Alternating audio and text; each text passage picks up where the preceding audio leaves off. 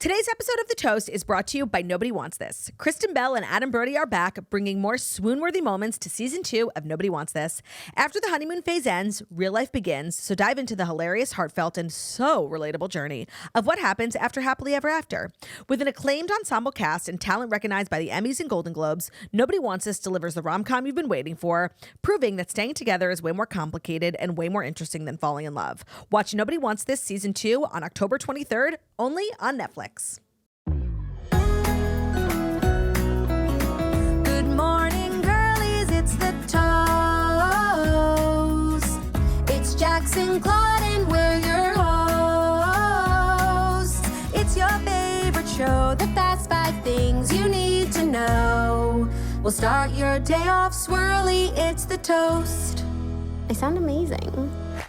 Welcome back to The Toast. Happy hump day. Don't forget to hump someone you love. And speaking of girlies that I love and would just absolutely love to get a chance at humping, it is my girly, my swirly, my twirly, Jacqueline Follet. Hello, Miss Follet. How you doing? I'm trying to see how long I can go before you start saying something.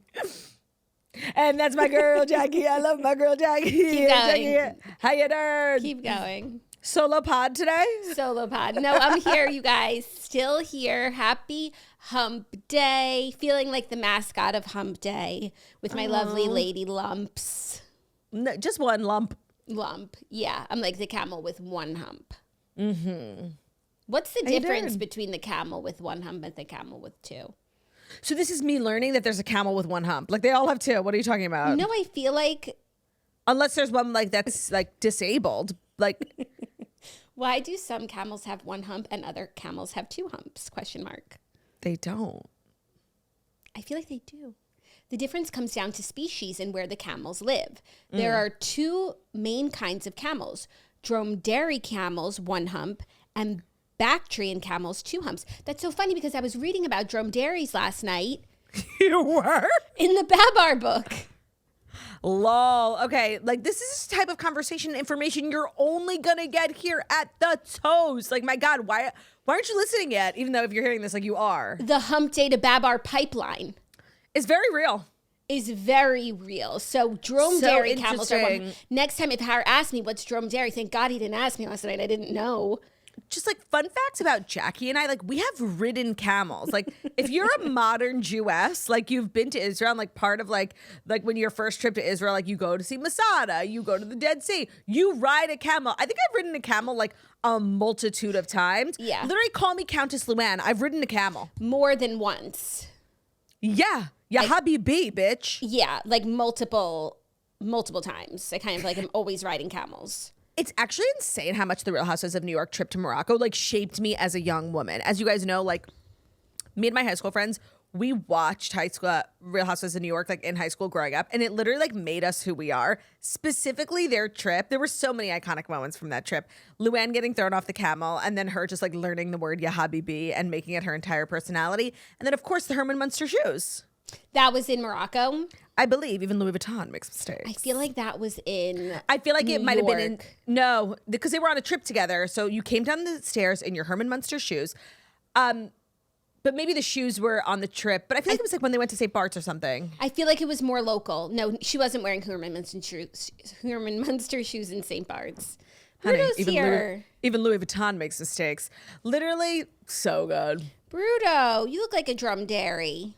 You look like a dromedary. Oh, Bruno, get up here. We've got work to do. Yeah, today is an excellent show. Not to, brag. Toot our own horn. But we've got a lot going on. The stories, Dancing with the Stars, Wicked Night recap was on last night. Literally best night of my life. Yeah, that was fun. I watched Molly May season 2, part 1. Just Love that. very enjoyable. But Molly's very stressed out. I told you, Molly can't find anything to wear to the L'Oreal fashion show. She needs to listen to The Toast. I know. And how do we recommend it to her without like seeming like self-involved? I don't know how we even get to her. I have like literally, it's as if I live on a different planet from her. Like there are a lot of people who are like, we're in the same orbit. We have a mutual friend. We have a similar agent, whatever. I have no connection to Molly May. I kind of like it that way because I can really just like be a true fan. But she has no idea what the toast is. I don't think she ever would or could. And that's why she's feeling overwhelmed and not in her best self. Yeah. No, and also she's like very overwhelmed by motherhood. That was a very big theme of the show. And I just feel like she would like our swirly take on it. 1000%. If you or someone you know knows Molly May, send her this episode. Yeah. Or just like a mom who needs a little bit of like light and laughter. Like, you know, just to 1000%. like take the edge off. 1000%. The toast. The toast. No, I don't. Or as they call it, the crumpet. I don't know one. Like if I needed to reach Molly May, I couldn't think of one way to get there. Yeah. She's also like super private. It's just like she hangs out with her family and that's it. Yeah. Baseball and her mom and her friends. Is that bad? Iconic reference. Thank you so much. What movie do you think we quote the most here at the Turst? Mean Girls. Mean Girls? Yeah, it's cliche for a reason. We quote other movies too, like Sleepover, some of the greats, Right, and right. more indie films. Yeah, but yeah, we yeah. do quote Mean Girls the most. It's the Yeah, I most would quotable. say it's the most quotable. And the thing is, Mean Girls is the best movie ever made. It's insane to me that Tina Fey literally didn't get a Nobel Peace Prize for that movie. It is the greatest piece of cinema ever made. It literally made us who we are. Yeah, it's like not even chuggy to like love it. It's just that good. They tried to remake it like for the kids, and the kids were like, no, we actually prefer the original. Yeah, that was a low point. I would say that Mean Girls, Clueless, we also quote a lot. Legally Blonde, we quote Legally so Blonde. much. Those, and Sleepover. And Sleepover. Julie Corky. And then we just have like random ones. Yeah, like My Cousin Vinny or like 13 going on 30, even though that's not really that Oh, random. no, 13 going on 30 goes in the Pantheon, I think. Yeah, we quote it a lot. Yeah. I'm going to a party in a limo. She's Lucy Wyman now. Quoting movies is my favorite. Like, Mine as well. there was a time, I haven't really seen Mean Girls in a while, but there was a time when like, you know, we would need to watch a movie and we would watch it like every night. And if you were like ever in the room with me when that movie was on, like you wanted to leave that room. Like I knew every word to the entire movie. I probably don't now. That's like that movie where they go to cheer camp and they play Bring It On for the campers. Funny. And the whole camp is quoting every single line. Bring It On is also very quotable. Is it? I feel like it's not Stick It. We love Stick It. Stick It's kind of indie. Stick It is indie. Bra strap. Ow. That hurt. Not me and my big nursing bra. Yeah, those are like the best movies ever. And like that's why I don't know what kids these days watch and like are inspired by and raised by, but like my whole worldview was curated by Clueless, Legally Blonde, Mean Girls, Stick It, Sleepover. And like that's why I'm an amazing, hilarious, cool person. Do you know what I mean? Yeah, I think they're being shaped by K-pop demon hunters at the moment. Well, actually, which doesn't seem like the worst thing. I saw this TikTok. It was actually very analytical about like the collapse of young adult media and how like, because somebody made a TikTok and was like, who are like the girlies of Disney Channel right now? Like we all were raised with Selena, Demi, Hannah, and who are the girls right now? And somebody was like, there aren't any. Like due to like social media, TikTok, it has really collapsed this genre of teen media that we were all raised by and we look back on so fondly that like doesn't exist. Now there are shows, you know, being churned out on Disney and Nick, but it's not this like tween culture, tween obsession. No, and it's also not really happening on Disney and Nick. Is more so like Summer I Turned Pretty. It's right. And that's like scary because they're happening on adult platforms. Very scary. So it's like you get Amazon Prime to watch A Summer I Turned Pretty and then you have access to like Molly May's porn. documentary. Right. Sure. That's what they're watching at night. And that's a really bad influence. So yeah, the collapse of tween media is very real. Speaking of movies, you know what movie I watched this weekend? I didn't even tell you. I'm so private. Oh my, you watched a movie? That's so crazy of you. What? Downton Abbey. Grand finale. Oh, what did you think? I thought it was adorable, like to see everyone back together. Literally nothing happened. The plot was thinner than a plot of an episode of the show. It was a bad plot. There was like no plot. But I was glad Mary is considered taboo because she's getting divorced. So we're going to have a dinner party for her. That's literally an episode of the show. We're going to have a dinner party. And everyone who like in the last movie was like retiring and like move on, like this came back. In this movie, it was their last day. Like, yeah, right. Okay. But I love that they're milking it for all it's worth. Like it's that type of franchise where they really can't ever do anything wrong. So yeah, like just get everyone back together and put a camera on. I'm down. Yeah, no, I agree. But it's just like funny who have become like the mainstays. Because they used to like have a dinner every night. They would have like dinner, and there were so many people there. But now the family's like kind of pared down, and now like Mr. Mason's at the table. Mr. Mason, Pat Moore's husband. Yes, Miss Pat Moore getting down and nerdy. When Pat Moore and Elsie were like having sex talk. Yeah, I was uncomfortable. Oh, like a swirly sex chat. Oh my God, I was cracking. Speaking of Elsie Hewitt, who is Pete Davidson's girlfriend and mother of his future child, you know she used to date Benny Blanco. I know that Selena said he traded like some trash for treasure or something. Yeah, Selena Gomez like liked a TikTok that was like nasty about Elsie. Shocker. Yeah. And then she'll say she got hacked, yeah? No, Elsie's bullying Selena, Jackie, and leave her alone. Yeah. How, like, seriously, how dare you? Oh my, I can't believe we're still here. No, actually, I don't know if you know, you actually don't know, but we went viral on TikTok for our take on Selena. And I was like, oh, like Selena fans are probably like coming for us. Was the world ready for it? They were like, nature is healing. We can finally speak the truth. Oh, I love that. Yeah.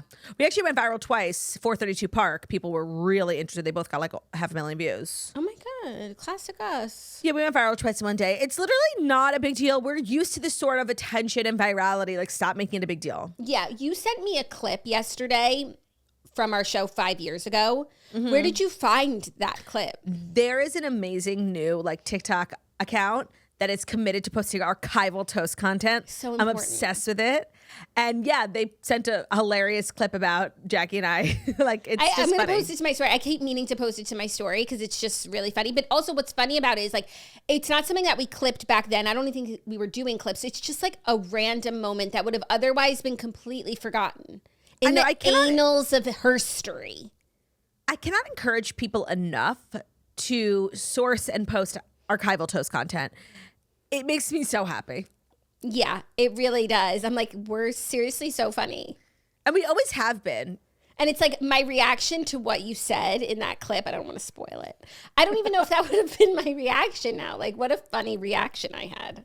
But that's also just the cool thing about like documenting yourself 20s and your turd self-lid over time. It's a little bit scary, but you do get to see yourself evolve.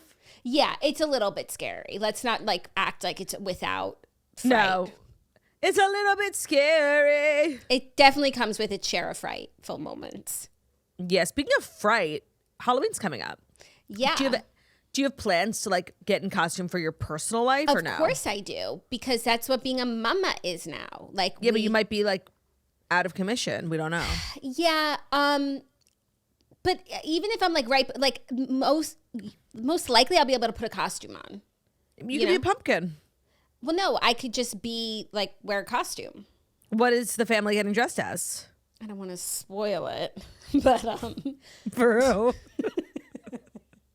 Toy Story. Oh, cute. Who are you? Freckly girl? Jess? Jessie. What's her name? Well, Kayla's Jessie. Oh, right. It's not the kids. It's not about you. Yeah, so like what are you, like Andy's parents? I think I'm going to be Bo Peep. You don't know Bo Peep? Mm-mm. The She's in Toy Story? shepherdess. Little Bo Peep? The sultry shepherdess. You are literally a sultry shepherdess. I could see it. You don't even need to put on a costume. Yeah. But what does that make Zach? Oh, Zach is going to be, I think he's Rex. And Bruno is Slinky. Oh, we already got his costume and the kids are so excited. Bruno's That's cute. Slinky. I have no plans. And like, I really need to because it's so cute. I've seen like a lot of like baby costumes where it's like you put him in a pumpkin. Like, that's cute. You put him like a little chick hatching out of an egg. That's cute. I don't know. I just like I could do better than that. Are you going to go trick-or-treating? Well, like, I could. For yourself? Yeah, it's like kind of embarrassing. Like, Ruby's like can't even hold up his own neck, right? Yeah. So he's not eating candy. No. But I think you could still go. Like, you have clearance. If you want to. I do. It's, yes. Otherwise, you can man the door. Well, it's just that time of year where I'd like to remind everybody who lives or works in a building with like a desk that you have to have a bowl of candy out. It's not right if you don't, and it should be illegal not to. Yeah. I love when like you just walk into different office buildings and like you go over your friend's house and like on their doorman desk, there's like just a little bit of and you treats. just like have all these like chocolates in your pocket for the next few weeks. Hopefully they don't melt. Hopefully it's not a Reese's cup that's not contained, because if it melts, it leaves the expanse of the wrapper. Oh my! Same with a Sounds Hershey's like she Kiss. speaks from experience. Same with a Hershey's Kiss.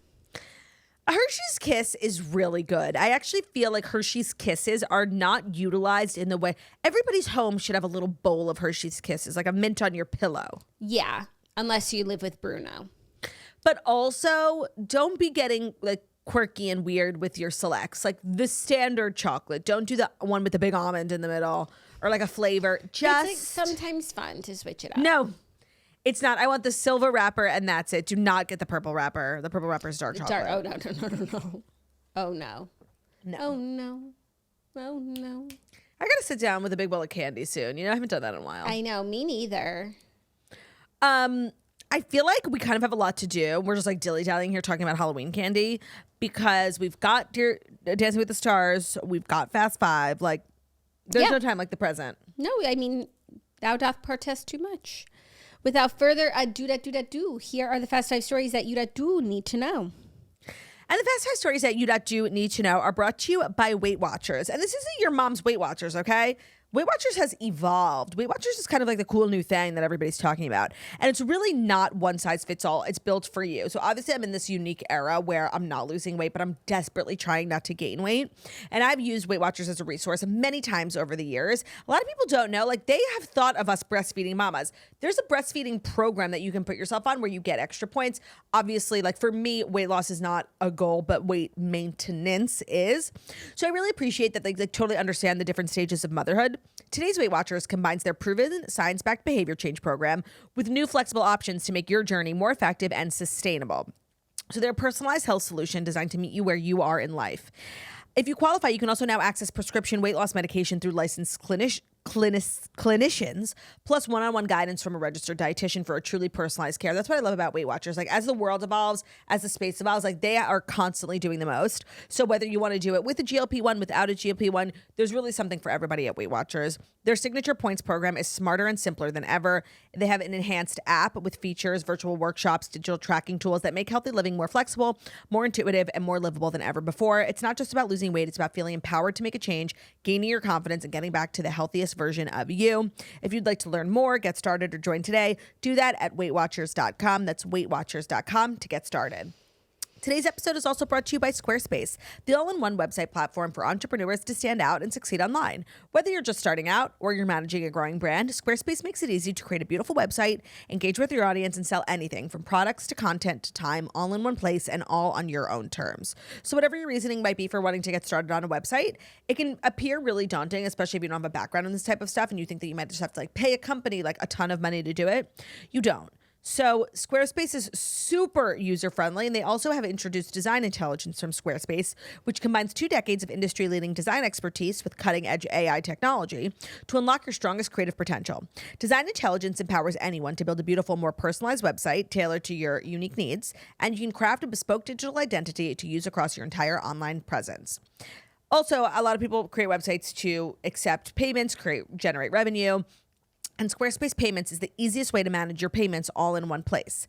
Onboarding is very fast and simple. You can get started in just a few clicks and start receiving payments right away. You also have the ability to give your customers more ways to pay. They have popular payment methods like Klarna, ACH Direct Debit, Apple Pay, Afterpay, and if you're in the UK, they also have ClearPay. They help you connect your social media accounts, sell content, use SEO tools to help you get discovered. Go to squarespace.com for a free trial. And when you're ready to launch, go to squarespace.com/toast to save 10% off your first purchase of a website or a domain. That's squarespace.com/toast to save 10% on your first purchase of a website or a domain. Today's episode is also brought to you by Roback. They just dropped something that might be our newest fall obsession. It's called the Bedford mock neck. And if you haven't seen yet, she's kind of perfect. Oh my God, everybody's talking about mock necks. Do you feel that? Yes, I do. Right? Like, it's reached so me. the thing right now. It's reached you. All right, the Reels community knows about it. That means it's almost over. The mock neck comes in ivory, navy, and green and has a very flattering high neck detail that instantly makes you look put together, even if you're just running on dry shampoo and caffeine. So if you're in that stage of life where comfort is very high on the priority list, like, you know, maybe you just had a baby, you're living in your soft clothes era, well, the Bedford mock neck gets it. The material, I don't know how to explain it. It's just like really buttery soft. It's the perfect weight. It's not clingy. It's not stiff. It just like falls right. It feels right. And then, of course, we've been talking about the Roback Vista collection. They have a new line of super soft leggings, which is great to pair it with. The leggings keep you, you know, held in and supported, but they don't feel like compressive or like you can't breathe. And the mock neck gives you that really like effortless, half-tried look, but you look pargy, but nobody knows you barely tried. So if you're ready to upgrade your fall uniform, this is your sign. Check out the Bedford mock neck and the Vista collection from Roback. And use our code TOAST at Roback.com. That will give you a generous 20% off your first order through the end of this week. That code is TOAST at Roback.com, RHOBACK.com. And that's the Bedford mock neck. That's the sweater we were talking about. And then the Vista collection, which is their leggings. They also have a bunch of other pieces in that collection, but we really like the leggings. Roback.com. Great. Thank you. You're welcome. Our first story, the 5 stories are like in order of no importance. Just sort of like just random, shuffled. Yep. random interesting bits and bobs. Our first story is very turdy coated on a number of levels. Okay. Mariska Who got a DUI? Hargitay reveals that she auditioned for Friends, and here is Oh, who she would have wow. played. Let me think. Like a young Mariska. It's giving Rachel. So Mariska was on Good Hang with Amy Poehler talking about their careers, the early days. Mariska actually wanted to be a comedian, so it was very surprising. Okay, so Phoebe. So she didn't know how she ended up as America's sweetheart sex cop. She said she Wait. Oh, right. Because she investigates sex crimes. I thought it was like she's a As a sexy cop. I'm sweetheart. like, she's kind of not in the show. She's like a hard ass. funny to call yourself that. And so she was saying to Amy, like, I should have had your career as a comedian. Right. And she auditioned for the role of Monica. Oh, so literally the last person I didn't guess. Well, that would not have been a good role for her. That would not have been a good role for her. Why? I feel like it would have actually been great. Well, Monica's not funny. She's like annoying as hell.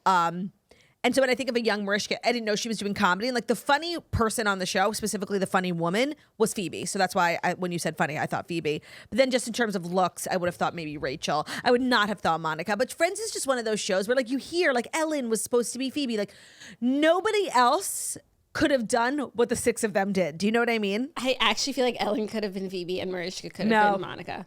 No. And you've never even seen the show. So what the hell do you know? But that's why I can speak to it at a glance. I just saw something funny actually about Friends. Hold on. They like wanted somebody. Hold on. David Schwimmer.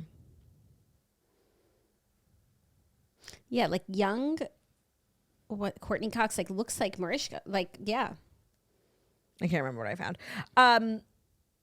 I can't see it, but maybe I'm too close to it. I think you are too close to it. And it's funny because like I actually don't even know who's had more success. Like they've both had so much success. I don't know who has more money. Like it worked out for both of them.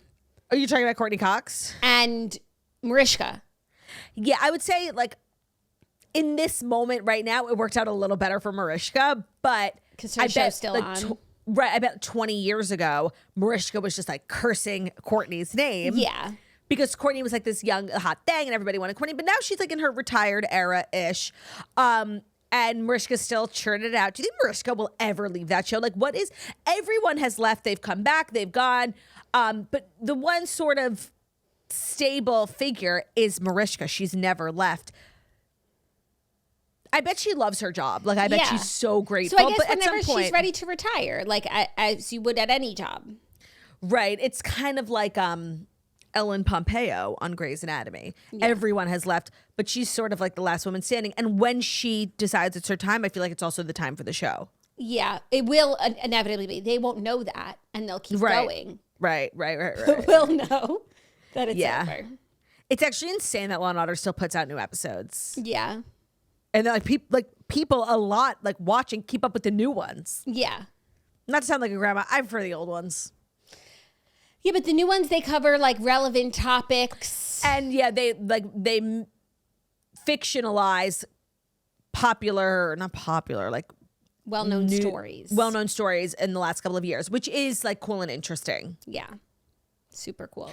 Sending love to Mariska, and most importantly, Mariska Hargitay's husband.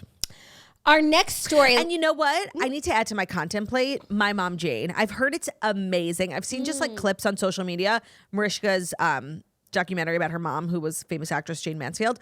I need to watch it. You should put it on your list. I don't have a list because like when I want to watch something, I just watch it, you know? No, but like you're not going to remember. And then you're going to say, what was that thing? Just write it down. I know, but these days, like, Ben's like kind of like attached to me, and I can't like watch stuff alone. Do you know what I mean? So it has to be like couple friendly. That's why I'm watching Chad Powers. He would like that documentary. He likes Marish. He does like Marish, but I don't know if he cares about like Jane. Well, if he wants to spend time with you, he's going to have to conform to Turdy's interests. Also, speaking of Ben's interests, like huge news. I can't believe we didn't talk about, but the NBA is back on NBC. Do you know about this? No. So I guess Ben was explaining. I was like trying to like care, but it was hard. Ben's whole life, like NBA games were always on NBC, and they had this like funny jingle. But then they lost the contract a couple of years ago, and it's been on ABC for a while. But as of this NBA season, which started yesterday, NBA is back on NBC, and they have Michael Jordan as MC. What's it called? Presenter? Sportscaster? No, like MCs. Yeah, like host. broadcaster. Yeah. Big deal for the boys, the Brunson boys. But like, why? I don't know. Because NBC, ABC, like that's the same thing to me. It's not like he was having to watch it on MSG channel. Yeah, only. I don't know why it matters, but I'm here to tell you that like it does to some people. Oh, okay. I guess my husband doesn't watch that much basketball. No, he's more football. Ben's more basketball. Yeah, my husband watches a lot of football and Colin Cowherd. Ugh, not fucking Colin Cowherd. I don't even know who that is. He's like no, I know he's like Zach's like friend. He's like Zach's friend. Yeah. Our next Zach's like imaginary story friend. is a little more throwback news because Khloé Kardashian is responding to Savannah Guthrie's career regret over a 2012 interview that she did with Khloé. So Savannah Guthrie was talking about... Are they both stories today? Like, I haven't heard, and I'm so chronically online. Yeah, no, and they're both like pretty juicy. Good. So Yeah. Khloé's reacting to Savannah expressing regret over a dishy question that she asked the reality star in 2012. Oh, Savannah's getting ahead of some resurfaced clip. Cancel Savannah Guthrie is over party. No, she revealed that she regretted in 2012. She asked Khloé about the OJ paternity thing on the Today Show. Oh, that's weird. And so E! News wrote up the story and posted it to Instagram. Had the clip like started to make the rounds, or Savannah just like pulled it out of the archive? I think Savannah just pulled it out of the archive. And then Khloé commented on the Instagram post saying, she's a doll. It takes a big person to take accountability. And I just love her, with a bunch of hearts. Khloé's a bigger woman than me. Yeah. She opened up about interviewing Khloé back in 2012 on Monday's episode of the Today Show. She said, I asked Khloé Kardashian like 10 seconds before we were going to break about the rumors that her father, Robert Kardashian, wasn't her father. That's just like an insane thing to do before a break. She admitted that she waited until the last minute to bring it up because she felt so embarrassed. She praised Khloé for her class act response. At the time, Khloé clarified that there was nothing to the headlines.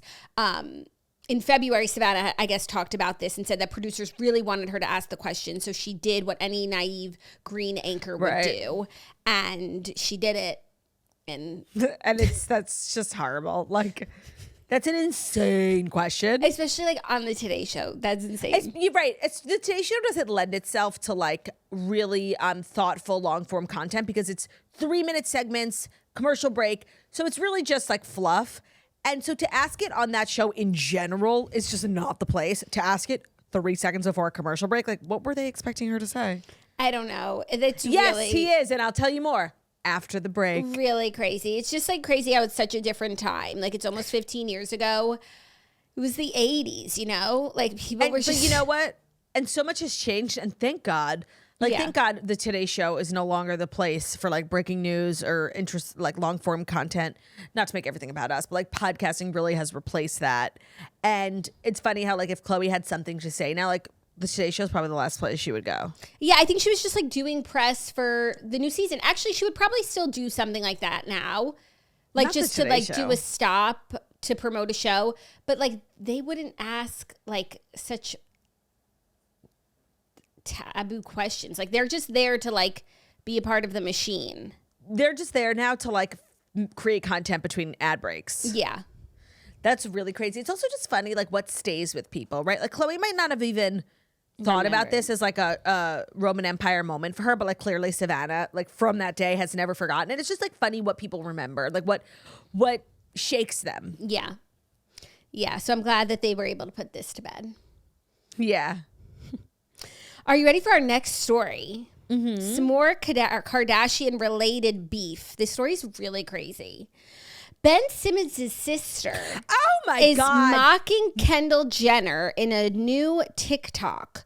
So NBA star Ben Simmons, who used to date Kendall Jenner, his sister Olivia recently took to TikTok to mock Kendall's skills in the kitchen. So she went on TikTok to like tell this story. She told it in such a nasty way. And then by the end of the story, I was like, wait, that's the story? Like I didn't understand.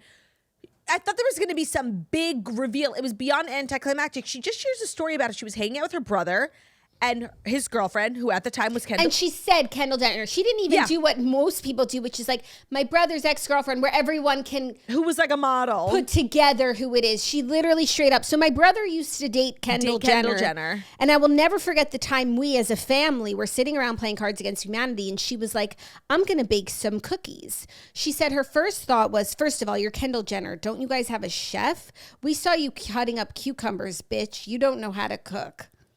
So fucking crazy. Wait, keep going. She said Kendall whipped out, quote, ready-made cookie dough, noting you really don't have to do much, cookie dough, but like put it in the right place at the right time. Like the only thing that you need to do is chop them up evenly. But apparently Kendall couldn't even do that. She said, I have never seen so many uneven cookies. What in tarnation? Uneven. She said, quote, you rich bitch, if you don't call your fucking chef to come and chef to come and cook these cookies for you. Anyways, it was just hilarious because the Kardashians, the Jenners, they're just like weird bitches.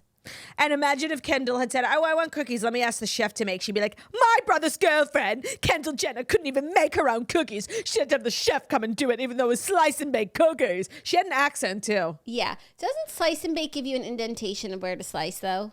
Yeah, and that's what she was saying. Like, Kendall couldn't even follow the slice. Oh, I don't believe Who gives a fuck? First of all, I don't believe that. I immediately, oh, wow. Jackie doesn't believe women. I don't believe women. Woman. I immediately felt like fiercely defensive of Kendall Jenner in this moment because first of all, I could tell from the second the video started, this girl had like a chip on her shoulder about something. She came off so nasty and so rude. And then by the end, I was like, oh, she really hates Kendall because there was no there. It wasn't a crazy story. I thought what she was going to say was like so big. And it's like, well, the whole thing was that she didn't cut the cookies evenly. Like she made some mismatch cookies for the group game night. And I just want to say, now that I think about it, when I think of like the slice and bake, it's like the Nestle ones that come in a square and they have the indentations. You're just supposed to like break it off. It really doesn't break off perfectly. No. But also there are kinds that come in as a log where you literally just slice and bake. So I think that's what she's saying, that she fucked up. This is so crazy. Like, Ben, you need to call your sister. Oh, big time. I know nothing about Ben Simmons. I didn't even know he had a sister. Now that I do, I absolutely hate this girl. She was so, guys, the attitude, like the tenor of her voice was so mean, like really just mean-spirited.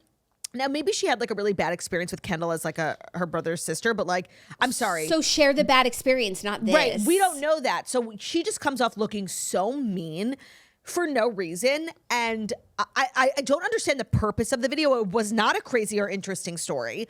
She just comes off looking bad. Like, it was so mean. What the fuck? Like, it was like nobody. Ben Simmons' sister. That fucking bitch, Kendall Jenner. Like, is she British? What? She had an accent. She did. You want me to play for you? Yeah, sure. I don't know. It kind of sounded like Australian. Are they Australian? I don't know. Hold on. I'm finding it. All Here. of a sudden, she has an accent. I will never forget the time we were all, like, as a family, we were all sitting around. We were all I don't know what Yeah. accent that is. No, you're playing right. Cards Sounds Against Australian. Humanity. And she was like, I'm gonna bake some cookies. First of all, you're Kendall Jenner. Why don't you guys have a chef? We saw you cutting up cucumbers, bitch. You don't know how to cook. So she's like, I'm gonna bake some cookies. So she starts like, ready-made cookie dough. So you really don't have to do much, but like put it in the right place at the right time. Like the only thing that you need to do is chop them up evenly. No, stop, because I have never seen so many uneven cookies. Like what? What in tarnation? You rich bitch. If you don't call your fucking chef to come and cook these cookies for you. Anyways, it was just hilarious because they're just all the Kardashians, the Jenners, like weird bitches. And I know, I was sitting next to her. You don't know. Congratulations. Like, I seriously, I wanted to like look at her comment section. Like, what was did anybody else think that was just like really so makes random me and mean? really mad. I know. Why should she call her chef to come make slice and bake cookies? And if she did, That would be bad. imagine when she tagged Kendall Jenner. What is going on? Because, girl, we seen that cucumber video. What the helly? Call the chef because the cookies were terrible. Laugh, laugh, laugh at Kendall Jenner. Like, she thinks she's so funny. Comments, yeah. Okay, so you're a mean girl. Did you flirt with her and she rejected you? Okay, that's mean. Oh, wait, all the comments are saying. What are all the comments saying? Oh, so she dated your brother, and the most you can say is she made you uneven cookies. Right. Bye. And you're saying, like, maybe she had a bad experience with Kendall, which is why she doesn't like her. So, like, share the bad experience because you're spilling tea. Like, Okay, why? everyone's saying this is so mean for no reason. Like, oh, I'm not defending her, but hypothetically, if she called the chef, you'd have a story time about her. Right. Not her living in your head 5 years later, rent free. I'm sorry, Ben Simmons needs to call his sister and take her phone away. Big time. Cancel the phone plan for the This is sister. funny. The comments are making me laugh. And the crowd is confused. I was ready for the tea, and you served poison. This is seriously funny. I can't believe you're making me defend Kendall Jenner. All of this over some cookies? Like, I can't. Okay, I'm glad that we're aligned. The comments are just cracking me up.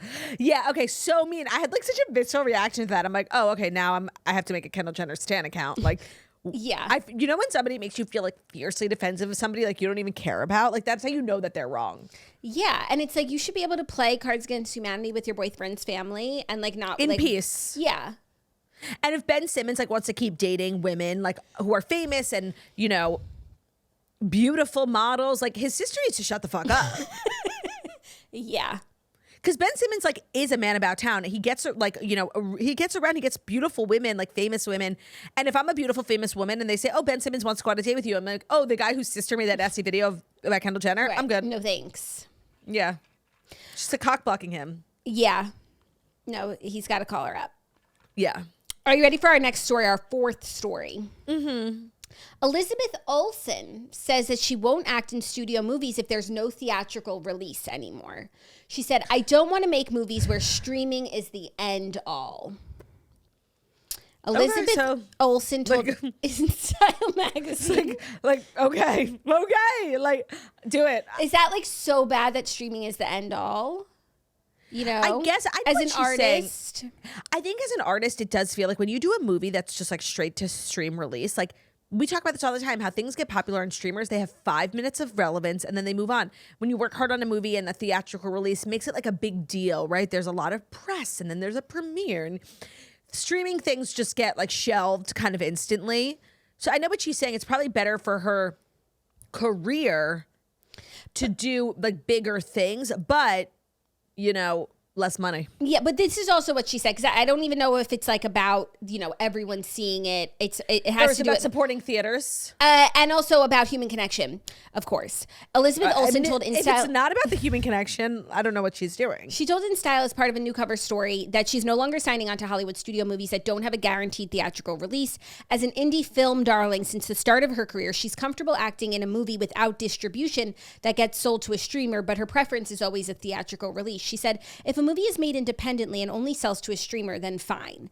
But I don't want to make something where streaming is the end all. I think it's important for people to gather as a community, to see other humans, be together in a space. That's why I like sports. I think it's really powerful for people to come together for something that they're excited about. We don't even audition in person anymore. Elizabeth Olsen. Jock? Yeah. Okay, I understand what she's saying, that like there is a lack of human connection in the world. Like we're all just home scrolling on our phones. Having said that, like if she really cared, like she should be like a leader in her community or at the Girl Scouts. Like you're a actress. Like what this has to do with community, I'm not sure. Yeah, I feel like what she's saying is a real issue. Like just even like binge watching culture in general. Like people come home on the weekend, they sit in front of the TV and they watch something all weekend. They don't talk to another human. Like that's just like not. They don't go outside. I feel with this, she's bitten off a little more than she could chew, because I don't know how she can fix it. But she's trying. Like she's doing her part, which is that like I'm gonna act in things that will get people to the movies to how it used to be. And that's beautiful. I don't care, and I want to sit at home and binge watch something on a streamer. You do? I do. I think I'm with Elizabeth. No, by the way, I get what she's saying. Like, yes, there is an issue in culture that like we all just stream and watch and till our eyes bleed. Nobody goes outside anymore. Nobody goes, sports. I get what she's saying, sports. We could learn something from sports. I guess we could. We could keep up with sports. No, we actually can't, because Lamar Odom never released his podcast with Caitlyn Jenner. It could still be coming. Okay. We have to find out what's going on. I've kind of lost my luster for it. I can't lie. Like I wake up every day and do a podcast daily. Lamar Odom and Caitlyn Jenner couldn't do it weekly. Let me check the IG page. They haven't come back. We would know if they did. Even though I know if they posted anything, everyone would send it to me. Of course. Keeping up with. They need to delete the Instagram page. Sports. Here we go.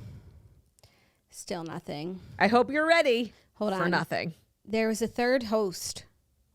Yes. Oh, and he's like a real podcaster. Yes, Jackie, we've gone down this road before. No, I've never seen the third host. He's like, all his stuff is like with Jake Paul.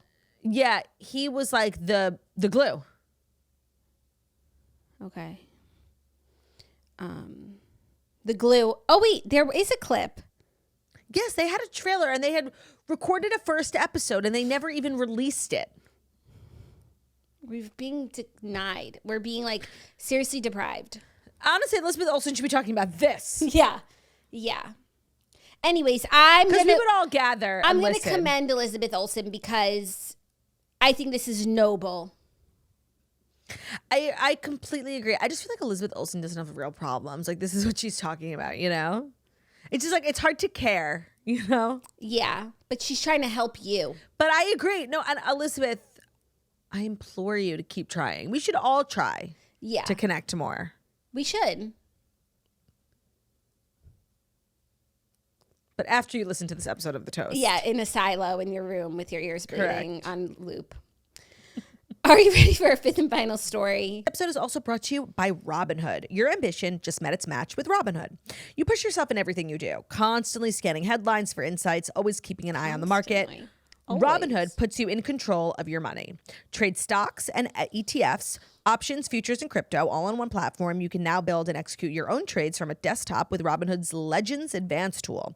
Or take advantage of the new Robinhood strategies with tailored portfolio managed by a team of experts. You expect more from yourself, expect more from your money. Get started today at Robinhood.com/yourmoney. Again, that's Robinhood.com/yourmoney. Your money, your move. All investments involve risk, including loss of principal. Options, futures, and crypto trading carry significant risk and may not suit all investors. Securities offered through Robinhood Financial LLC, member SIPC. Futures trading is offered by Robinhood Derivatives LLC and not SPIC or FDIC protected. Crypto offered through Robinhood Crypto LLC, not FDIC or SIPC protected. Portfolio management offered by Robinhood Strategies, an SEC registered advisor. Thank you, Turdy. You're welcome. Turdenhood. Our fifth and final story is Little Dancing with the Stars recap. 2 couples earned the season's first tens, and 1 couple is out on Wicked Night. So last night, John M. Chu guest judged the theme. He must be like a really big fan of this show. I was not expecting his critique to be like as... He just sounded like an experienced viewer. Well, he's an experienced showman. That's true, but he did say that this is his favorite show, and I actually believed him. Yeah. The theme was Wicked. Everyone got their songs. We went over what everyone was going to be dancing to. Let's get into the dances, shall we? Yeah, it was a great night. I was just like loving the showmanship, the theatrics, the music, the dances. The opening number was really fun. It was a great theme. The opening number was fun. They did like a medley, and so some of those songs, like I really liked certain moments. I really enjoyed Derek dancing through life. Me too. He's so Fierro. You know, he was like jealous of Robert Irwin. He's so Fierro, and I'm glad that he got to have his moment. And I'm also glad for us that we got to see like one of the world's best dancers, like dancing to the best musical dance song. Yeah, I think in this new era, like this new generation of Dancing with the Stars, because the show has been on for 20 years, the fact that there's a judge who can and does get involved in the number, same with like Carlton and Julianne Hough, how they ended that number. Like, it's actually great because it's one thing to be a judge, to like talk the talk, but Derek also walks the walk. It's hard to take, you know, criticism from like people who aren't doing it. And I know they've done it and they're experts in their field, but I think Derek, and the Huffs in general get like a lot of criticism, and I hear you, they're unique. But having a judge who actually gets up and dances while also criticizing the dancers and the pros too, I really appreciate. Walks the walk and talks the talk. And yeah, for that reason, Julianne and Alfonso are like actually great hosts because he has the experience on the star side. Yep. And she has the experience on the pro side. So it's not like someone just there telling you could have done better when it's like, well, what can you do? And I don't know anything like about ballroom dancing or the scene, but I trust that like Bruno and Carrie Ann like are important figures. And when the show started, Bruno they were like is an important figure. They were big gets for the show, but like I do feel like some of their times might be coming, and like they're clearly experimenting with Kim Herjavec. And I think having people who have been on the show on both sides is important. Yeah. Well, our first number was Scott Hoying dancing to The Wizard and I. He went home. It was really bad. I'm really hard on Scott, even though I do feel like he's had moments. And people, it was obviously between him and Andy, right? Yeah. Not them like putting Dylan Efron in the bottom. Like it clearly wasn't him. It was between him and Andy. And people are like, well, yes, objectively, if you look at both of them, Scott was better if you're comparing them to one another. And there's a lot of people who are angry that like Andy is still around and, you know, Scott went home before Andy. At the end of the day, it doesn't matter because neither of them are going to win. So whoever goes home first doesn't really make a difference. But I can see why people are like, well, Scott can put one foot in front of the other and like Andy really can't. Why is Andy still there?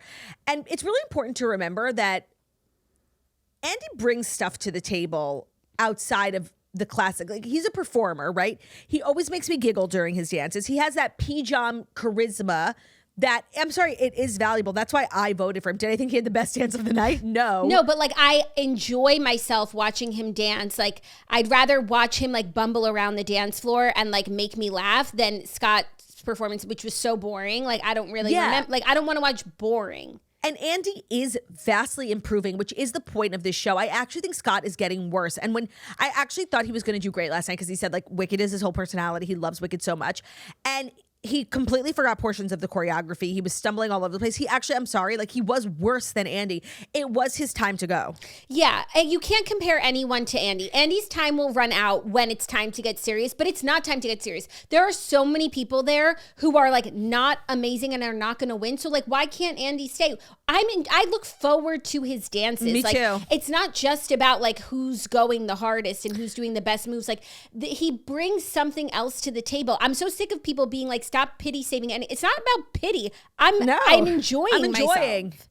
Although I do think his time has now run out after Scott. Like, I don't know if there's anyone else. I would have said Danielle Fishel, but she stepped her pussy all the way up last night. So, who? No. They say that she stepped her pussy up, but like I didn't like see that when I watched it. When I watched it. Okay, so we'll get to that. But Scott, like, I also think for the first time, like Riley's choreography, like, wasn't amazing for him. Mm-hmm. And so with the combination of like him really messing up and the choreography not like dazzling me, it was his time. And he got such a good song. He didn't have like he didn't have the love of the fans. Like nothing he was doing was like motivating people to like get out there and vote for him. So when you don't have the scores, like you're gone. Also, what I noticed was like I was just really enjoying the people who were dancing to songs that I knew. And he had arguably second best song. And it wasn't good enough to, like, I was blinded by just the good music. What did you think was the best song for the challenge last night? Defying Gravity. I actually think it was, even though Alex and Val, I think it was Dancing Through Life was the best song 1000%. for that Dancing with the Stars. But all that to say, like the more popular songs, like you just started with a leg up. And he had arguably one of the most popular. He had The Wizard and I. And even that couldn't save him. So it was really his time. Yeah. Like Andy Loki, unless you know Wicked really well, you don't know that song. One short day in the Emerald City. And he made it into like one of the best songs, like where I was like, that's adorable. A fun one to have. And let me tell you, it's really highlighting how good of a pro Emma is. Like she's crushing it. Crushing. So Scott, I'm sorry, it was your time. It was. And that felt right to me. Like that's how I would have, if I could have rigged it, like that's what I would have done. Yeah. Next we have Alex Earl, What Is This Feeling? Okay, great song. Great for choreography too. The whole theme was great because all of these songs have built-in choreography.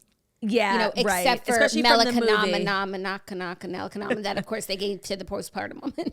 No, Alex did so good, and I'm glad somebody said it. Her choreography was not challenging, and I feel like you said last week, and it's so true. Like Alex has done really good, but she needs a breakout moment.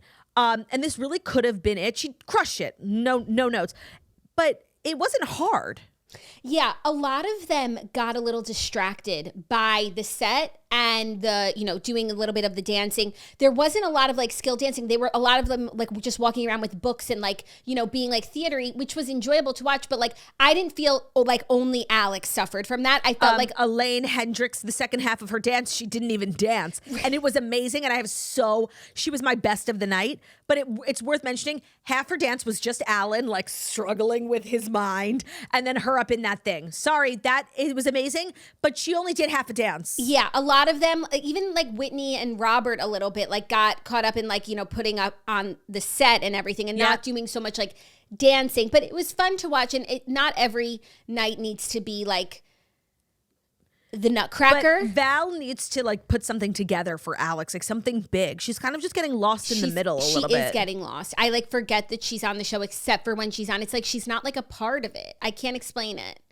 Yeah, she's not blowing me away, but she's crushing. Yeah, no, but it's like when I think of the show and who's like going to win, I forget that she's there.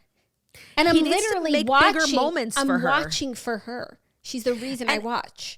I do blame him. I don't blame her. I think she does exactly what she's told and she commits herself like really hard to whatever he tells her to do.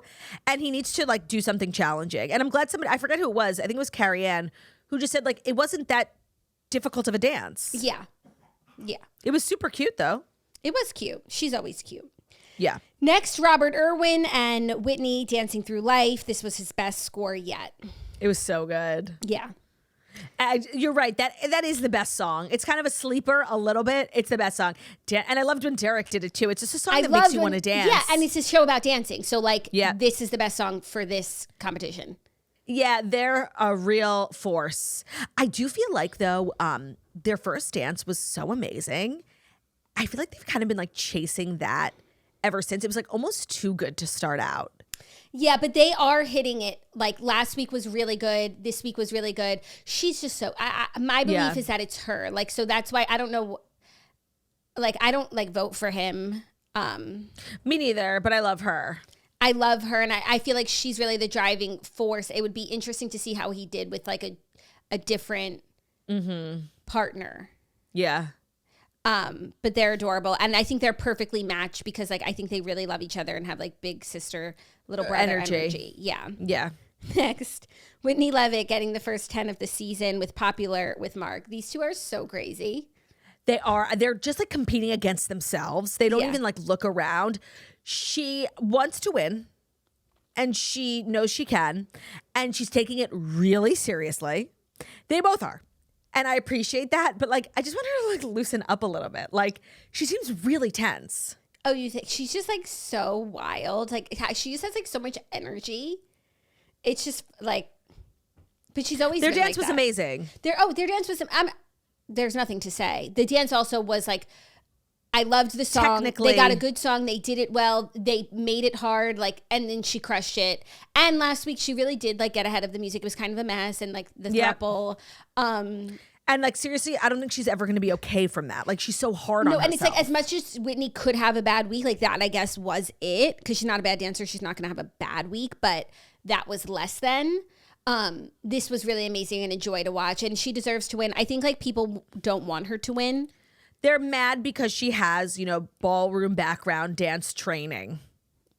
Everyone, like so many people do every single season. We're over that. We've moved on. Yeah, they need to either decide that they're not going to cast people like that or everybody needs to shut up. No, like, and you and I like used to get really our panties in a twist about it, but you just have Morris. to, you have to move on from it. Like, yeah. Because I want people like Whitney to be able to be on the show. Even Hilaria, even Elaine, who had all that training, but like has been, like her career was cut short in dance. Like, I think it's still okay because you need to crush every week. You need to be creative. You need to be beloved. Like, it's not just about technicality. No, it's a 360 thing. You need to do the social media. Like, you really have to do all of it. Yeah. Next, Dylan and Daniela. I'm Not That Girl. What a weird song. Yeah. Like for him. And that's what I was funny when they were like, after the break, Dylan and Daniela will be dancing to I'm Not That Girl. And you know how they like wave to the camera?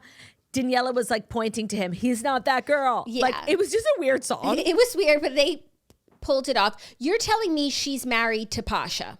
They're fucking no. She's not married to Pasha. Is she married to Pasha? Did I say that? Yeah. She's married to Pasha. They be fucking. Like, I'm sorry. They're fucking. I've never even seen Daniela and Pasha together. I couldn't even imagine it. I know people love these two. I have no issue with them. They're really good, but I don't, they're not moving me. Beef, but they just like don't do it for me personally. I do think it's hard to, what was I going to say? I don't know. It's not,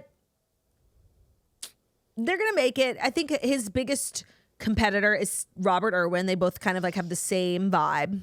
Mm-hmm. Leading man. I don't know. I just don't like love him, but I don't get it. It's okay. We don't have to like get everyone and love everyone. Right. Again, no beef. I enjoy them. They seem like they're having a good time. Yeah. They make people fucking happy. They make each other happy. Mm-hmm. I just like it doesn't. While they're fucking. It just doesn't do it for me. If that's okay. Same. With the class. Same. Next we have Andy Richter and Emma Slater. One Short Day. It was adorable. They used all elements. Obviously, like his dance technicality is not the best. So they used the extras and the costume and the song, and it was a show. I enjoyed it so much. Jackie makes such a good point. It's like, well, yes, we could, criticize everybody for their footwork or whatever. It's also about enjoyment and entertainment, and that's really what Andy provides. Like, I was giggling to myself. He's so cute.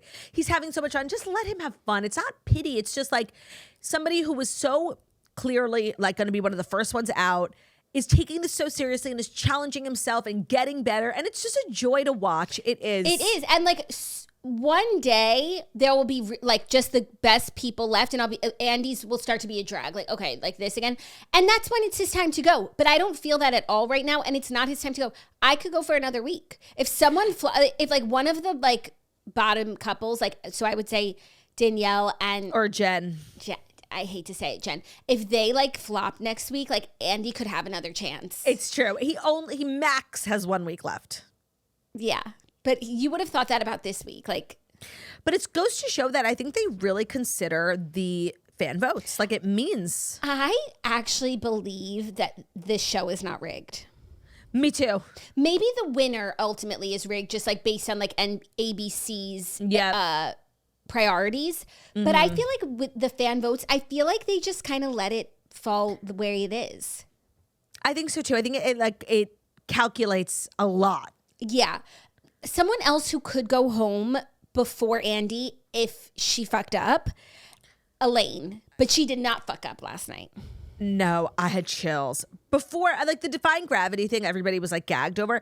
I actually thought before I was kind of she mad. dropped.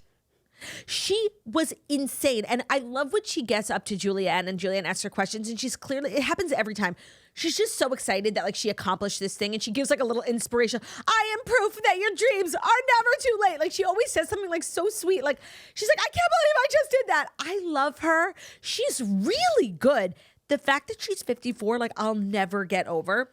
And I was almost annoyed that she did that stunt because I thought maybe the judges would say that like took away. Because yeah, half the dance, she was not dancing. She was getting strapped into that thing and then was just like holding the broom. And then Alan was doing like his little moment.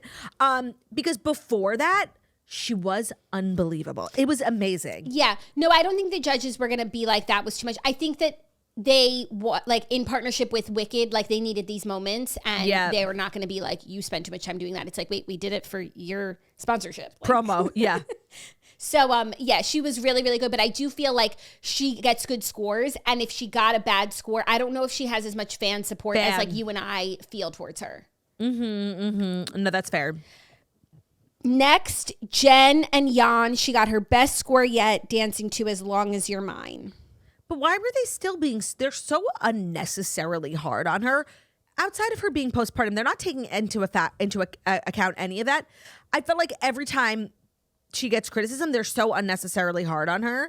Oh, by the way, you could tell Alex Earl fucking hates Carrie Ann because Carrie Ann was like giving her like a little criticism with like a jab. And Alex was just like not even listening to her. She hates her. And I feel that.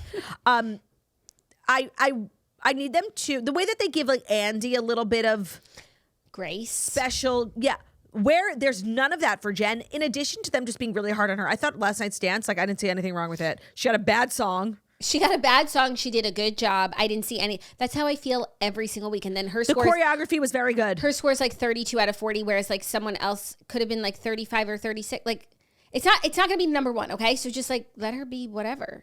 I have no idea like why. She's being judged. Like she's the only one who's actually being judged like based on like. So harshly. Yeah. Because to me, I thought her dance was like on par with Alex Earl's. Yeah. And Danielle. She did it well. Danielle. Yeah. I don't know. It's pissing me off. It's pissing me off too.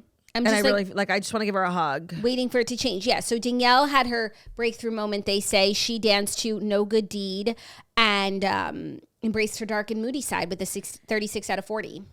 Yeah, I actually appreciated the criticism last week of like, she kind of feels like she does the same thing every week. I don't even remember her dances like individually. Like it's just like Topanga. And so them doing like a total opposite dark, I appreciate it. And you know what? They were right. It did make her stand out. She did a very good job.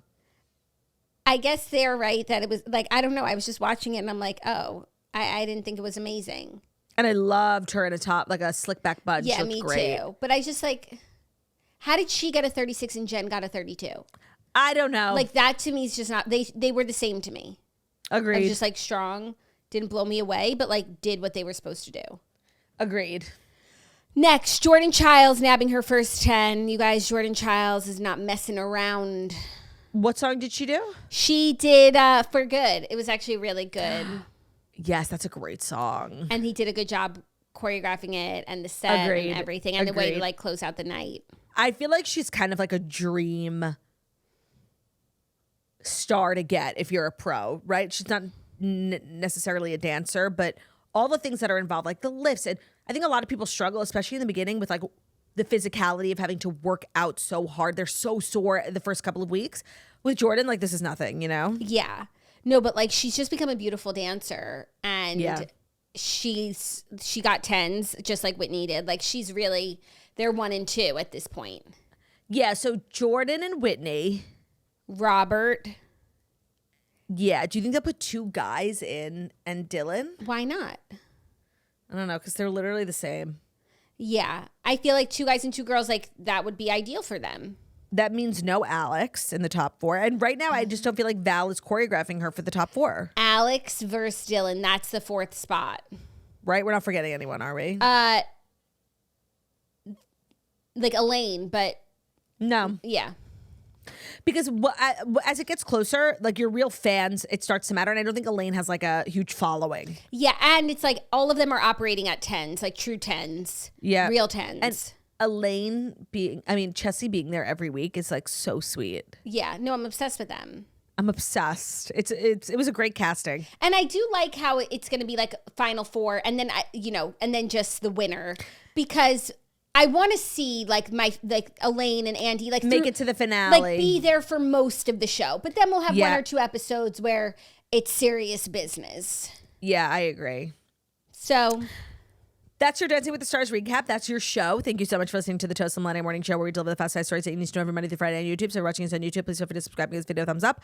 We're also available as podcasts and rare podcasts. We found this Spotify, Stitcher, Public Radio, Aircast, all the places with video podcasts, but so see fast review it. People sending in wickedly talented. We are. Love ya. Bye. Leave a message.